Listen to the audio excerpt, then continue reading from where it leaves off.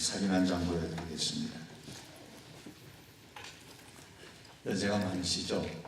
77세입니다. 올해 만 나이가 77세니까 아마 78세, 79세 정도 되셨겠죠. 미국의 세계적인 투자가입니다.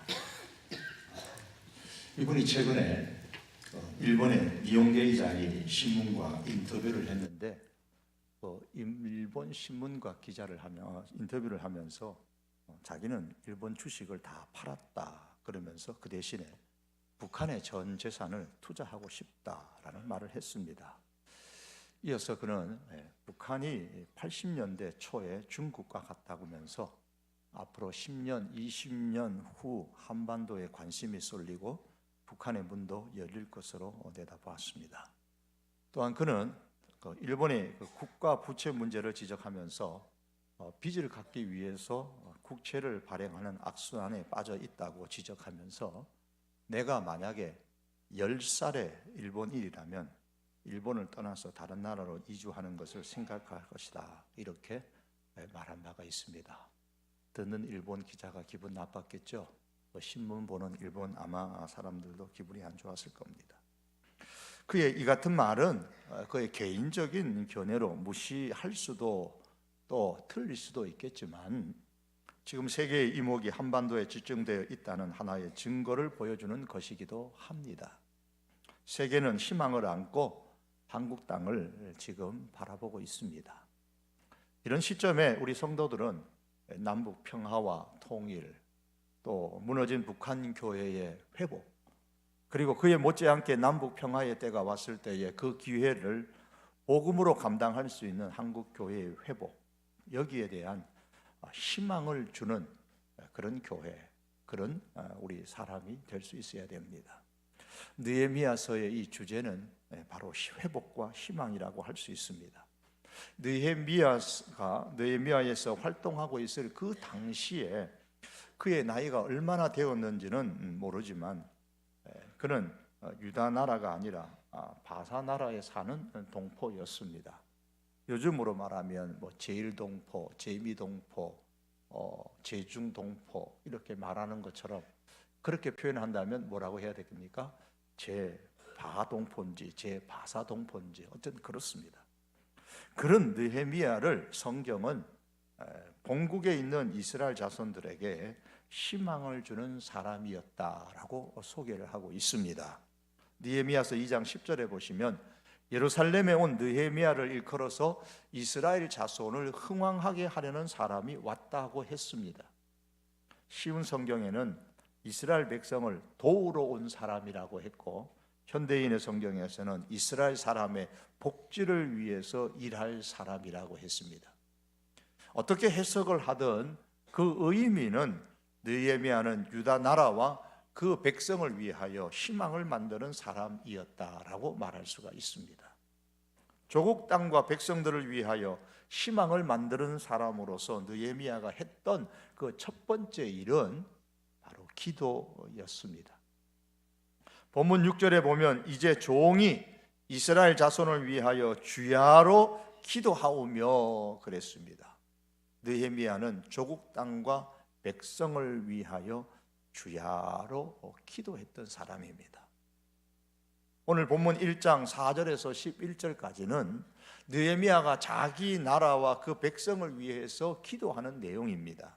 느헤미야가 예루살렘과 그 백성의 소식을 듣고 이렇게 기도했다라는 것은 이때만 기도한 것이 아니고 유다와 백성을 위하여서 평소에도 과거로부터 계속 기도해 왔다라는 것을 충분히 짐작할 수가 있습니다. 본문에 의하면 느헤미야가 기도한 내용은 이런 겁니다. 먼저 느헤미야는 하나님의 긍휼을 구하는 기도를 했습니다. 하나님, 이 조국 땅에 긍휼을 베풀어 주십시오 그랬습니다. 5절입니다. 우리 같이 한번 읽어보시겠습니다. 읽지 않으셨으니까 다 같이 읽습니다. 이르되 하늘의 하나님 여호와 크고 두려우신 하나님이여 주를 사랑하고 주의 계명을 지키는 자에게 언약을 지키시며 긍휼을 베푸시는 주여 간구하나이다. 11절 하반절에 보시면 느헤미야는 그 당시 바사 왕의 술관원이었습니다. 왕의 술관원은 왕의 생명을 책임지고 지키는 자리입니다. 그만큼 왕의 절대적인 신임을 받는 사람만이 그 자리에 앉을 수 있었습니다. 그렇다면 그렇게 왕의 신임을 받는 느헤미야라면 어떤 개인적인 문제가 있고 고민이 있으면은 어떤 방법을 써서라도 자기의 문제를 왕에게 해결해 달라고 요청할 수 있었을 겁니다. 먼저 생각나는 사람이 왕이 아니겠어요? 자기 문제를 해결할 수 있는 사람으로서. 그런데 그는 먼저 왕을 찾아가서 요청하지 않습니다. 왕을 찾아서 요청하는 것은 2장에 나옵니다. 이 1장에서는 그 대신에 이 문제를 가지고 하나님께로 가서 하나님께 기도했습니다. 왜 그랬을까요? 자기 나라와 백성이 회복되기 위해서는 어떤 사람이 아니라 어떤 권력자가 아니라 먼저 하나님의 긍휼하심이 있어야, 하나님의 불쌍히 여기심이 있어야 된다고 믿었기 때문입니다. 여러분, 우리의 형편이 지금 그렇습니다. 우리 국민은 다 남북의 평화와 통일을 기원합니다. 이것은 우리나라가 일제에서 독립한 것만큼이나 중요한 문제지요. 남북의 평화와 통일. 그런데 현실은 이것이 우리 힘만으로는 이룰 수가 없다는 사실입니다. 여러분들도 다 아시는 바와 같이 지난 주간 27일과 28일에 베트남 하노이에서 우리 장로님 기도하신 것처럼 북한의 김정은과 미국의 트럼프가 정상이 회담을 했습니다. 그 결과는 어떤 합의도 없는 결렬이었습니다. 합의가 되었다고 할지라도 혹은 결렬이 되었을지라도 그 결과가 어떻게 나오든 한반도의 문제를 두고서 북한과 미국의 정상이 함께 남의 나라에 모였다라는 것 자체가 보는 제 마음에는 개인적으로는 굉장히 씁쓸했습니다. 한반도의 평화와 통일 문제를 가지고 우리가 아니라 저 북한과 저 미국의 정상이 먼저 앉아서 이야기했다라는 사실에 대해서 왜 그랬느냐, 그 이유는 모르는 바는 아니죠. 그 이유는 압니다. 하지만 이렇게 될 수밖에 없는 현실이 안타깝기도 하고 씁쓸했다는 겁니다. 그만큼 한반도의 이 평화와 통일이 우리들의 한반도의 힘만으로는 되지 않는다라는 말입니다. 미국을 비롯한 주변 강대국들에 의해 결정된다는 사실로 인해서 이 북미 회담을 보는 내내 마음이 그렇게 편치만은 않았습니다. 그러나 우리가 한반도의 평화와 통일과 회복을 위해서 뭔가 할 수 있는 그 힘이 부족하다고 해서 우리가 가만히 있을 수는 없습니다.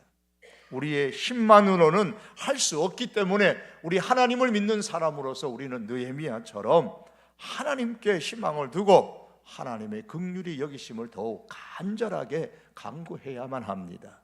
주님, 이 한반도를 불쌍히 여겨 주십시오. 이 한반도의 회복의 은총을 주십시오. 이것이 우리 대한민국의 모든 교회들과 우리 성도들의 기도의 제목이 되어야 될 줄 압니다. 느헤미야는 긍휼히 여겨달라고, 나라와 이 백성을 긍휼히 여겨달라고 기도했을 뿐만 아니라 기도할 때에 자신과 자기 나라가 지은 죄에 대하여서 용서를 구하는 기도를 드렸습니다. 6절의 말씀입니다. 같이 한번 읽어보시겠습니다. 다 같이 읽습니다. 이스라엘 자손을 위하여 주야로 기도하오며 우리 이스라엘 자손이 주께 범죄한 죄들을 자복하오니 주는 귀를 기울이시며 눈을 여시사 종의 기도를 들으시옵소서. 나와 내 아버지의 집이 범죄하여. 죄를 자복합니다. 나와 내 아버지의 집, 즉 이 조국 땅의 집이 범죄하였습니다. 자복합니다. 그랬어요. 우리가 한반도의 이 평화와 통일의 회복을 위하여 하나님이여 긍휼히 여겨 주십시오라고 기도할 때에 빠뜨리지 말아야 될 기도가 이겁니다. 우리는 먼저 이 대한민국의 백성, 그리고 우리 더욱더 교회에 또 우리 자신의 죄를 하나님 앞에 올려드리며 자복하고 용서해 달라고 하나님 앞에 기도를 드려야 됩니다. 또한 느헤미야는 자기 나라와 그 백성들을 복 주시기를 기도했습니다. 9절입니다. 9절 다 같이 함께 보겠습니다. 만일 내게로 돌아와 내 계명을 지켜 행하면 너희 쫓긴 자가 하늘 끝을 있을지라도 내가 거기서부터 그들을 모아 내 이름을 두려고 택한 곳에 돌아오게 하리라 하신 말씀을 이제 청하건대 기억하옵소서. 마지막에 청하건대, 이제 청하건대 기억하옵소서라는 것은 모세를 통하여 약속하신 그 말씀대로 이제 이 나라를, 이 백성의 회복의 복을 우리에게 달라라는 그런 간구입니다. 그리고 마지막으로 느헤미야는 이 조국 백성의 회복을 위하여서 자신이 헌신할 수 있는 기회를 달라고 기도했습니다. 그게 11절의 내용입니다. 같이 읽습니다. 주여 구하오니 귀를 기울이사 종의 기도와 주의 이름을 경외하기를 기뻐하는 종들의 기도를 들으시고 오늘 종이 형통하여 이 사람 앞에서 은혜를 입게 하옵소서 하였더니 그때에 내가 왕의 술관원이 되었느니라. 이 말씀은 내가 조국 땅과 백성을 위하여 헌신하겠으니 지금 이 바사나나의 왕과 왕비와 권력자들의 마음을 하나님 움직여 그들에게 은총을 주셔서 나로 예루살렘에 갈 수 있도록 허락하게 만들어 달라, 그런 기도입니다. 느헤미야는 자기 조국 백성과 그 백성을, 나라와 백성을 위해서 희망을 만드는 사람이 되고 싶었습니다. 이를 위해 가장 먼저 하나님 앞에 기도했습니다. 자신이 무너진 조국 땅을 회복시키는 사람이 될 수 있도록, 그래서 나라와 백성에게 희망을 만들어주는 사람이 되게 해달라고, 내가 가겠으니 나를 보내주십시오 라고 기도했습니다. 여러분, 기도하는 사람은 희망을 만드는 사람입니다. 나라와 백성을 위해 기도하는 사람은 나라와 백성을 위해 희망을 만드는 사람이요, 나라와 백성에게 희망을 만들어주는 사람입니다. 기도하는 사람이 희망을 만드는 사람인데, 그 이유는 먼저 기도는 관심을 갖게 만들어 주기 때문입니다. 이것보다 우선적으로 기도할 때에 우리가 기도로 움직이면 하나님이 움직이세요. 그렇기 때문에 기도하는 사람은 희망을 만드는 사람입니다. 이것은 이제 느헤미야 2장 이하에 나오는 말씀입니다. 1장에서는 우리에게 보여주기를 이 기도가 관심을 갖도록 만들어줌을 보여주고 있습니다. 교회를 위해서 기도하는 사람은 교회에 관심이 생기기 마련입니다. 누군가를 위해서 여러분 기도하면 그 사람에 대해 관심이 생깁니다. 우리가 VIP를 위해서 기도하자라고 지금 하면서 우리 7.8개 하고 있습니다. 우리가 이렇게 하는 이유들이 무엇입니까? 기도하는 것은 7번 우리가 전도하기 위해서는 8번 기도하는 그 이유가 뭐냐면, 기도하면 그 사람에게 관심이 쏟아지게 되어 있어요. 어떻게 지내나? 내가 기도한 것이 어떻게 이루어졌나? 아직 응답되지는 않았나? 요즘 어떻게 생활을 하나? 이런 궁금증이 저절로 생겨요. 관심이 생깁니다. 느헤미야는 자기 나라와 백성을 위해서 늘 기도했기 때문에 자연히 자기 나라와 백성에 대한 관심이 생겼습니다. 늘 궁금했어요. 사실 느헤미야는 그 땅에 사는 사람도 아니고 또 제 바사동포잖아요. 어떤 면에서는 상관없이 살 수도 있는 사람입니다. 1절의 말씀 보면 아다삭스다 왕 제20년 기슬르월에 내가 수상궁에 있는데 그랬습니다. 느헤미야가 지금 수상궁에 있다 그랬어요. 바사왕의 겨울 궁전인 수상궁에서 지금 술관원으로서 왕을 섬기고 있었습니다. 이 수상궁 바사나라는 예루살렘 성과 800마일 정도의 서울과 부산 거리에 약 4배 정도 되는 만큼 아주 멀리 떨어진 곳입니다. 눈에서 멀어지면 마음이 멀어진다고 하지 않습니까? 멀리 있는 것만큼 마음이 멀어질 수도 있을 텐데 느헤미야의 관심은 멀어지지 않았습니다. 왜냐하면 나라와 백성을 위해 그가 기도했기 때문입니다. 1절에 말씀드린 것처럼 술관원이었습니다. 11절 하반절에서 그때에 라는 이 말은 그 시점에 라는 뜻입니다. 기도한 후에 술관원이 되었다라는 뜻이 아니고 기도하는 그 시점에 이미 술관원이었다라는 겁니다. 그 당시 최고의 나라인 바사 나라의 왕의 술관원이었기 때문에 그는 사는 데에 불편이 없었을 겁니다. 나름대로 육체적으로 편안하게 살았을 겁니다. 그런 아주 좋은 환경 가운데서 안락하게 살았던 사람입니다. 편안하게 살다 보면 보통은 다른 사람의 고통을 쉽게 잊어버리는 것이 일반적인 현상입니다. 그러나 그러한 안락한 환경 가운데 살았음에도 불구하고 느헤미야는 자기 나라 유다와 백성에 대한 관심이 떠나지 않습니다. 먼 곳에 있습니다. 자기가 가서 자라난 그런 것도 아닙니다. 유다 사람이라고 하지만 거기에서 자라나지도 않았고 거기에서 지금 살지도 않습니다. 또 지금의 생활이 조국에서부터 벗어나서 바사 나라에서 편안하게 잘 살고 있습니다. 그럼에도 불구하고 그가 자기 나라 유다와 백성에 대해서 관심이 떠나지 않았던 것은 바로 그 나라와 백성을 위해서 계속 기도하는 사람이었기 때문입니다.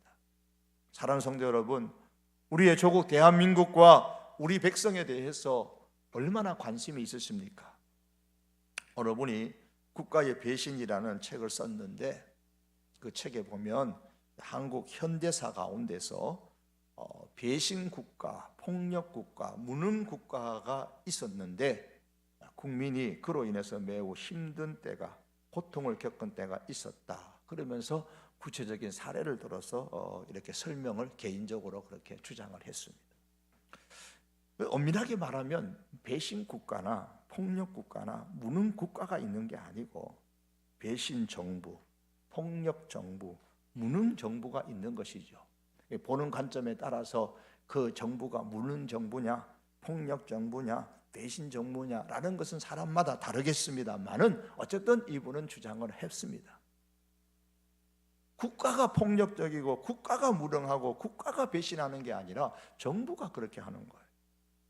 국가가 잘못하는 것이 아니고 정부가 잘못함으로 인해서 국민들이 고통을 겪기도 합니다. 그러므로 정부가 잘못하고 있다는 생각이 들면 잘하면 박수 쳐주고 좋아하지만 잘못하고 있다는 생각이 들면 얼마든지 거침없이 비판도 하고 반대하기도 하고 때로는 거리로 나가서 데모도 할 수 있을 겁니다. 그러나 정부나 정치인이 내 마음에 들지 않는다고 해서 국가가 내게는 필요 없다, 나라가 내게 해준 게 뭔데? 라고 말하는 것은 내게는 살 집이 필요 없다라고 말하는 것과 같습니다. 아버지가 잘못할 수가 있어요, 한 집안에서. 그러나 그것은 아버지가 잘못한 것이지 그 아버지가 잘못했다고 해서 우리 가족한테는 집이 필요 없어 라고 말하는 것은 잘못된 것입니다. 아버지가 잘못을 하셔도 그 가족은 살 집이 있어야 되는 겁니다. 국가가 바로 우리가 사는 집과 같은 겁니다. 대한민국 백성은 특별히 주권을 가진 나라, 이 국권의 소중함을 아는 그런 사람들입니다. 안타까운 것은 나라의 소중함을 알지 못하는 사람들이 점점 많아지고 있는 현실입니다. 나라의 소중함을 알지 못했더라면 생명의 위협을 무릅쓰고 행했던 우리 지난 금요일이 100주년 3.1절이었습니다만 그런 3.1 운동과 같은 독립을 향한 열정은 없었을 겁니다. 또 이로 인해서 생겨난 상위 임시정부와 같은 조직을 만들어서 국가의 독립을 위해 자신의 생명을 던지는 일도 없었을 겁니다. 하지만 그렇게 자주 국가의 그 국권의 소중함을 깨달았던 사람들의 수고와 헌신이 있었기 때문에 오늘의 대한민국이 건재할 수 있었다는 사실을 우리는 부인할 수가 없습니다. 그러므로 이 대한민국의 국민으로서 우리가 정치에 대해서 어떤 그 정부에 대해서 어떤 성향을 갖고 생각을 하든 혹은 정치인들이 국민에 대해서 어떤 좋은 일을 한다 혹은 사기를 친다 이렇게 생각을 하든 그것은 개인이 생각할 수 있겠지만은 하나님을 믿는 우리 성도들은 어떤 생각을 하든 간에 이 정부에 대해서 정치인에 대해서 어떤 성향을 갖든 간에 이 조국 땅, 이 국가가, 이 나라가, 대한민국이 하나님의 손안에 있다는 사실을 믿고 말씀에 따라 국가를 소중히 여길 줄 알아야 하고, 동시에 한 국가를 넘어서서 세계를 향하여 품고 계시는 하나님의 마음을 우리 성도들은 품어야 합니다. 사랑하는 성도 여러분, 국가와 백성을 위해서 희망을 주는 사람이 되려면 우리는 먼저 하나님께 국가와 백성을 올려드리는 이런 기도를 드려야 됩니다. 그리고 그 기도의 그 첫 번째 결과는 바로 관심이 생기는 겁니다. 기도하면 관심이 생기고, 관심이 생기면 희망이 생깁니다. 비록 기대할 것이 없더라도 기도하게 되면 관심이 생기고, 관심을 가지고 살펴보면 바로 희망이 생기게 되는 것입니다. 그러므로 국가와 백성을 위해서 기도하는데 헌신하는 사람은 바로 이 국가와 백성을 위해서 희망을 만드는 사람입니다. 그렇다면 우리가 할 수 있는 그 첫 번째가 무엇입니까? 느헤미야가 한 것처럼 우리는 기도를 통하여서 이 나라와 이 국가에 희망을 주는 사람이 될 수 있어야 합니다. 우리 성도교회 70년사의 그 책자에 보시면은 해방 이후 1946년 3월 1일에 평양 장대현 교회에서 약 한 5천여 명의 성도들이 모여서 해방 후에 3.1전 기념 예배가 예정되어 있었는데, 이날 장대현 교회 담임 목사였던 김하식 목사를 사전에 공산당이 체포해 감으로 인해서 평양 창동교회에서 시무했던 황은균 목사가 대신해서 설교를 했다 그랬습니다. 그 창동교회의 황은균 목사가 바로 우리 성도교회의 초대 담임 목사님이셨습니다. 성도교회 70년사에 그 보시면은 이 평양 창동교회 주일학교 출신이셨던 어느 우리 은퇴하신 우리 장로님 말씀에 의하면 그 책에 성함이 나옵니다. 창동교회는 산정영 교회와 장대현 교회가 개척한 교회인데 평양에서 새롭게 부흥해가는 교회였다 그랬습니다. 전면에 나오는 저 사진이 여러분 계단에 올라오면서 많이 보셨던 사진입니다. 이 창동교회의 평양에 있었던 그 교회의 모습을 아마 장로님께서 찍은 것을, 누군가가 찍은 것을 자료로 교회에 제공한 듯합니다. 성도교회 70사에 보면은 이 성도교회는 평양 창동교회 담임 목사님으로 심호하시다가 월남하셨던 황은균 목사님이 이제 초대 담임 목사님이셨는데, 이 목사님을 비롯해서 고성원 장로님이나 이현희 장로님이나 박재창 장로님이나 강주신 권사님이나 저는 한 번도 얼굴을 본 적이 없습니다. 다 돌아가신 분들이니까요. 이분들이 창동교회 출신으로 월남하셔서 이 성도교회를 설립하는 데 많이 크게 기여했다 그랬습니다. 이 평양 창동교회 출신으로 우리 성도교회에 오셔가지고 함께 교회를 위해서 많이 수고하신 분 중에 지금까지 살아계시고, 또 장년부 주일학교 교사로 섬기시는 우리 안수 지사님이 계시죠. 우리 박희창 우리 지사님이 계신데요. 지금까지 생존해서 계시는 것도 감사한데 주일학교 교사로 아직까지 봉사하시니까 연세가 지금 얼마나 되시는데요? 연세가 계산해 보면 약 한 올해 97세 정도인데 아마 본 나이는 그보다 더 많다라는 말씀도 하시긴 합니다. 예. 그래서 우리 은퇴하신 우리 장로님께서 성도교회를 이렇게 말씀하셨습니다. 성도교회는 평양 대부흥의 역사와 신사참배를 거부한 순교자의 신앙이 이어져 온 교회다, 그렇게 증언을 하셨습니다. 좋은 역사가 있는 것은 축복이죠. 좋은 전통은 과거를 지나서 오늘을 넘어 다음 세대로 잘 계승되어져야만 합니다. 성도교회는 하나님을 향한 바른 신앙뿐만 아니라 그 신앙을 기초로 해서 이 나라와 이 백성을 위해서 관심을 가졌던 성도들에 의해서 세워졌고, 그렇게 사랑하고 관심을 가지고 기도했던 성도들입니다. 이 전통은 오늘에 와서 우리 세대와 다음 세대에 이르기까지 잘 이어져야만 합니다. 과거의 성도교회와 우리 교우들이 그러했던 것처럼 지금도 우리 성도교회와 우리 성도들이 이 나라와 백성을 위해서 희망을 만드는 사람들이 될 수 있기를 바랍니다. 참으로 이렇게 되기를 원한다면 여러분, 느헤미야가 희망을 주는 사람으로 가장 먼저 했던 이 기도, 우리가 이 기도의 자리에 힘껏 함께 동참해야 합니다. 일부러 시간을 내셔라도 이 기도의 자리를 만드셔야만 합니다. 기도의 자리에 앉아서 나라와 백성을 위해 기도함으로 통해서 지금보다 더 이 나라와 백성에 대해 관심을 가지고 이 관심을 또다시 기도의 열정으로 모아서 이 대한민국과 이 백성에게 희망을 만들어주는 우리 성도교회와 우리 성도들이 될 수 있기를 바랍니다. 이 좋은 전통을 우리가 계속해서 잘 이어갈 수 있기를 바랍니다. 기도하는 사람은 희망을 만드는 사람입니다. 왜냐하면 기도는 관심을 갖게 만들어주기 때문입니다. 또한 이 기도는 사랑하게 만들기 때문입니다. 누군가를 위해서 기도하면 그 사람에 대한 관심뿐만 아니라 이제 관심이 더 나아가서 사랑이 됩니다. 사랑이 생겨요. 교회를 위해서 기도하는 사람은 분명히 교회를 사랑하게 됩니다. 나라와 백성을 위해서 기도하면 나라와 백성을 사랑하게 됩니다. 느헤미야가 이 유다 나라와 백성에 대해 기도하는 중에 나라와 백성에 대한 소식이 너무 궁금했는데 그런 차에 예루살렘에서 왔던 하난이라는 사람을 만나게 됩니다. 불렀어요. 2절 하반절에 보니까 그 사로잡힘을 면하고 남아있는 유다와 예루살렘 사람들의 형편을 물었다 그랬어요. 너무 궁금해서 사람을 불러다가 이 느헤미야가 물어보았습니다. 조국 땅의 소식이 어떤지 물었는데 그 소식은 참 나쁜 소식이었어요. 3절의 말씀입니다.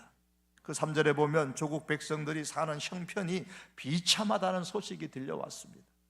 예루살렘 성은 허물어지고 성벽은 불타고 그 백성들은 큰 환난을 당하고 능력을 받고 있다 그랬습니다. 느헤미야가 이 소식을 듣고 마음이 무너졌습니다. 울었습니다. 왜 마음이 무너지고 왜 울었을까요? 이 소식이 뭐라고요? 멀리 떨어져 살아가고 있는, 예루살렘에서 멀리 떨어져 살아가고 있는 느헤미야인데 자기는 그런 대로 이 바사궁에서 잘 살고 있는데 그 자기가 가보지도 않은 그 조국 땅, 조국 백성들, 예루살렘의 백성들이 어떻게 살던, 그 땅에 예루살렘 성벽이 무너졌던, 성문이 불탔던 그게 느헤미야 자신에게 무슨 상관이 있습니까? 느헤미야가 그렇게 만든 것도 아니고 나라가 약하다 보니까 그렇게 된 건데 느헤미야가 무엇이 아쉬울 것이 있느냐 말입니다.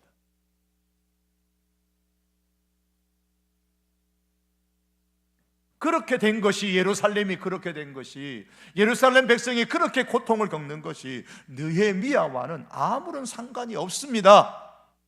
그렇게 생각을 하고 편안히 살 수도 있을 텐데 느헤미야는 그렇지 못했어요. 눈물을 흘립니다. 수일 동안 눈물을 흘리고 오랜 날들을 계속해서 기도합니다. 4절에 보시면 내가 이 말을 듣고 앉아서 울고 수일 동안 슬퍼하며 하늘의 하나님 앞에 금식하며 기도하였다 그랬습니다.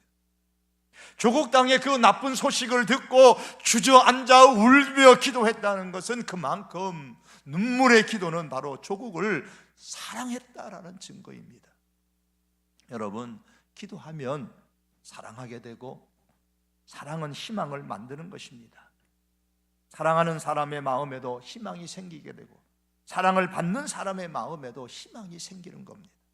그러므로 나라와 백성을 사랑하는 사람은 나라와 백성을 위해서 희망을 만드는 사람인 거예요. 느헤미야의 이 눈물의 기도는 느헤미야로 하여금 나라와 백성을 더 사랑하게 만들었고 그 사랑은 나라와 백성들에게 희망을 만들어 주었고 마침내 내가 헌신하겠다라는 그런 결론에까지 이르게 되었던 겁니다. 사랑하는 성도 여러분, 우리가 함께 모여서 예배하고 기도하고 교제하고 또 가정공동체로 함께 모여서 우리 권속들이 함께 행복하게 하고 기쁨이 넘치는 그런 생활을 하는 것도 좋지만은 이제는 그 범위를 우리는 넓혀서 조국 땅과 이 땅의 백성을 위하여 더 나아가서 저 북녘 땅과 그 북녘의 백성들을 위하여, 북녘의 교회를 위하여 기도하십시다. 기도의 자리에 오십시오. 112 기도 릴레이에 함께 동참하시고 3월에 기도 불금에도 시간을 만들어서라도 이 기도의 자리에 앉으시기를 바랍니다. 그래서 우리가 함께 이 나라와 백성을 위해서 기도하고, 이를 통해 나라와 백성에 대해 우리가 무관심하지 말고 관심을 가지십시다. 무정하지 말고 사랑하며 그렇게 살 수 있기를 바랍니다. 그래서 우리 조국 땅과 백성들을 위해 우리 성도교회가 초창기에도 그러하고 과거에도 그런 것처럼 계속하여 이 조국 땅의 백성들에게 희망을 만들어주는 그런 교회가 되고 그런 성도들이 될 수 있기를 주님의 이름으로 축복합니다. 기도하시겠습니다.